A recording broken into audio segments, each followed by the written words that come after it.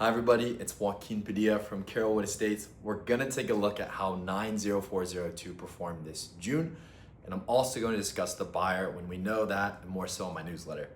First up, we have 615 23rd Street. This one just sold for $10 million. Here, we have a very disciplined, modern composition in oak, stucco, and travertine, rebuilt around light and delivering resort caliber amenities behind a warm gallery-like palette in North Montana. So this was brand new construction, and then it was completely renovated again this year. First, the house, it's about 7,400 square feet across 3 floors with its own elevator. The entire back wall just folds open, the glass doors disappear, and the living room becomes one large space with the pool deck. So the kitchen, I love the kitchen. It has 2 islands, one for cooking, one for hanging out, and the counters are this Taj Mahal quartzite, warm, creamy, and very tough and durable. Downstairs, that's the entertaining floor. We have a real movie theater, a gym, a wine cellar, and even a meditation room. Out back, there's a pool and a spa with a very nice water feature, an outdoor fireplace, and olive trees for privacy. Up top, we have a rooftop deck with ocean views. And there's also a 2-story separate guest house with 2 bedrooms, its own kitchen, and its own laundry. So it's perfect for family, guests, and office, whatever you need it for. There are a few downsides here. So the lower level feels more like a basement and somewhat confining because of the lack of light wells, windows, and natural light.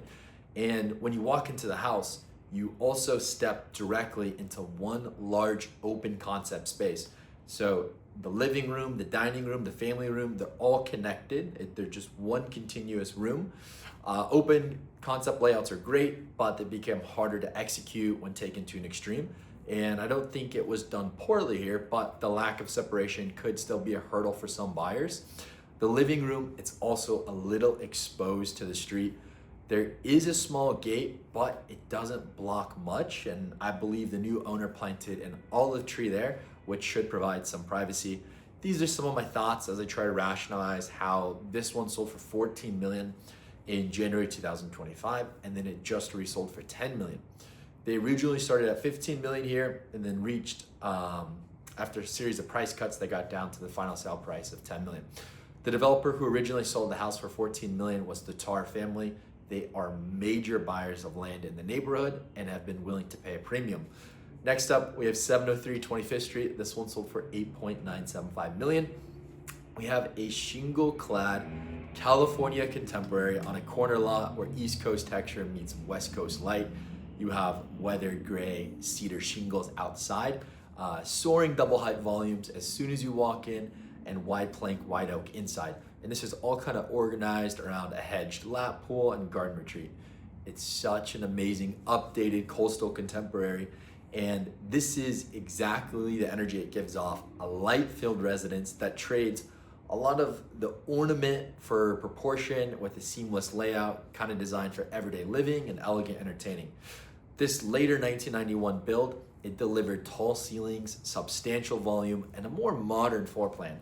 The grand living room rises to a full story, 2-story vaulted ceiling that has stacked windows on 2 walls, a curved staircase, and long sight lines from the front office all the way to the rear garden.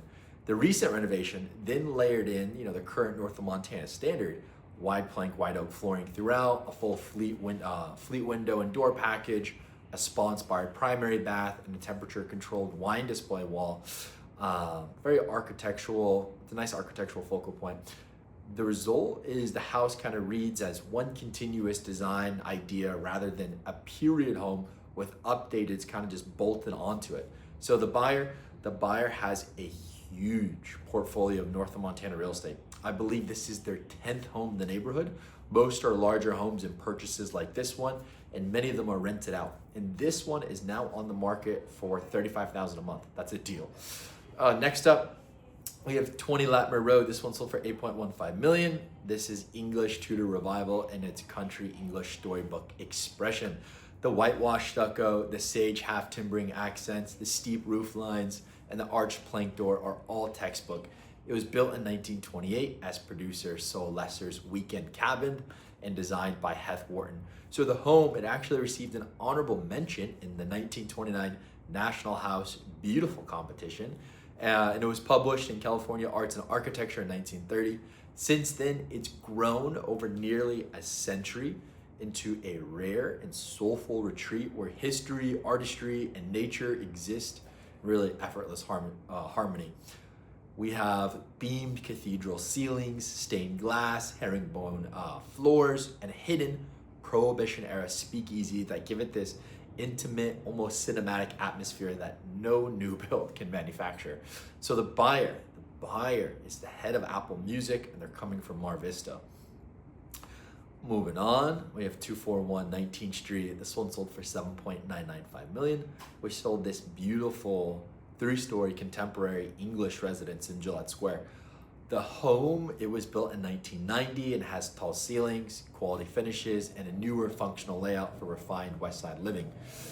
So you step into a grand foyer that introduces the formal living and dining rooms. The updated kitchen has custom cabinetry, a wine refrigerator, a breakfast nook, and it kind of opens to a relaxed family room with seamless access to the backyard. The primary suite, I love this. It has treetop views, high ceilings, a fireplace, a sunroom, and a spa-like bathroom with dual vanities, a soaking tub, and generous closets.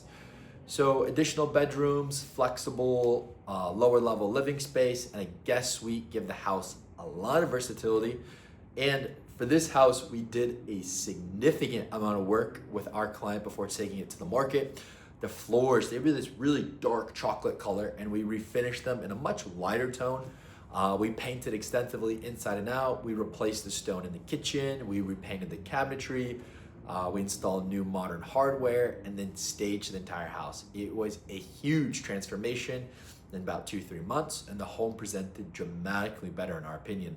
The buyer, they're actually coming from north of Montana, and they're upsizing. Let's see, next we have 420 Alta Ave. This one just sold for $7 million. This is a classic California Spanish by the recognized architect Robert Ramirez. I actually really like this architect, and it's set behind tropical gardens west of 7th. So out front, we have barrel tile, we have plastered arches, and this Monterey style covered balcony that kind of wrap an interior of exposed beam, steel railed stairs, walls of glass opening to a pool courtyard. So it's very casual and comfortable, but with a sophisticated edge. This was a rare architectural Spanish gem. The buyer's coming from Pacific Palisades. He's a senior exec at a global business consulting firm where he focuses on acquiring and retaining talent. Next, we have 451 16th Street. This one just sold for $6.42 million. This one sold a couple years ago for $6 million as well. This is a 1924 Spanish colonial revival, beautifully reimagined as a contemporary Spanish compound. So you have white plaster, red barrel tile outside, warm light-filled interiors, arched thresholds within, all kind of wrapped around a travertine courtyard and a jetted saltwater pool, and a guest house that opens to the water through folding glass. So it has this timeless character, but also a fresh, refined aesthetic. It's this century-old architecture, and it's living like a new house. So this was a big price per square foot at almost $2,000 a foot, especially because the guest house is included in the reported square footage, and it received the full $2,000 per square foot. The buyer, it looks like they're coming from Boca Raton, Florida. Next, we have 562 Stassi Ln. This one sold for $5.3 million. This is a stunning contemporary architectural or California industrial modern. It was designed by Gray Matter Architecture, and it was built by Rob Hussey as his personal home. This is a published architect designed steel and glass canyon house where industrial structure meets this tropical softness, and Architectural Digest featured composition of exposed I-beams and movable walls of glass just dissolving into ivy, banana leaves, and a lap pool. This is the rare Santa Monica Canyon architectural that feels engineered and dreamy at the same time. There's a loft and a garden, and here's the thing about the canyon. Almost nobody has a real yard. So this house sits on a nearly 15,000 square foot lot with a flat lawn, a pool, a spa, and a fire pit, a garden surrounded by banana trees. The entire back of the house just opens up and the glass walls slide away and disappear, and the living room and pool deck, they just kind of become one space. So I cannot believe this one sold for around $1,000 per square foot. There's so much value here. This was a great deal for the buyer. Moving on, we have 540 Lincoln Blvd. This one sold for $3.96 million. 4 beds, 2 baths, a little bit under 2,000 square feet on a 7,500 square foot lot. This one, it's sold off market. This is not a house story, it's a dirt story, and north of Montana dirt is some of the best real estate in Los Angeles. This is a 1925, it's a Tudor revival cottage on the lot. It was held by the same owner for quite a long time, for decades, and they finally released one of the neighborhood's finite canvases, 5 blocks from Montana Ave and a short walk to the Bluffs. This one sold to Thomas James Homes. Next up, we have 537 15th Street. This one just sold for $3.95 million. 3 beds, 2 baths, about 1,650 square feet on a 7,500 square foot lot. This one also sold off market. It is a late period 1939 Spanish colonial cottage. You know, kind of the more quieter, more domesticated final chapter of the 1920 Spanish, rather than one of the grander, earlier revivals. This one also sold for land value, and it sold again to Thomas James Homes. Last on our list, we have 423 Sycamore Ave. We're in the Canyon. This one sold for $3.344 million. 3 beds, 4 baths, 2,400 square feet, 6,400 square foot lot. We have a timeless colonial cottage. This one, it has distinctive Tudor accents and a lot of original character. The interior, significantly dated, but the house has good scale for a remodel. The one difficult part, in my opinion, is the floor plan. It feels somewhat segmented and closed off from itself. Other than that, it is a great home and it's ready to be remodeled or lived in as is by the next owner. This was a good sale and a decent amount above land value in my opinion. The buyer, they recently sold their lot in the Via Bluffs and Pacific Palisades. They previously served as vice president of a commercial printing company, and that was the last one on our list. Thank you for tuning in, guys. Shoot us a text, a call, an email. If you're thinking about coming to market, we'd love to share our thoughts on how to best maximize your asset. From basic prep, from decluttering, landscaping, minor remodel, full remodel, interior designer, staging. We do it all. We have an excellent network of professionals there, and let's connect you with the off-market properties that we also have available and that we know are available if you're looking in the market. Give me a call, 310-943-0909. Thank you.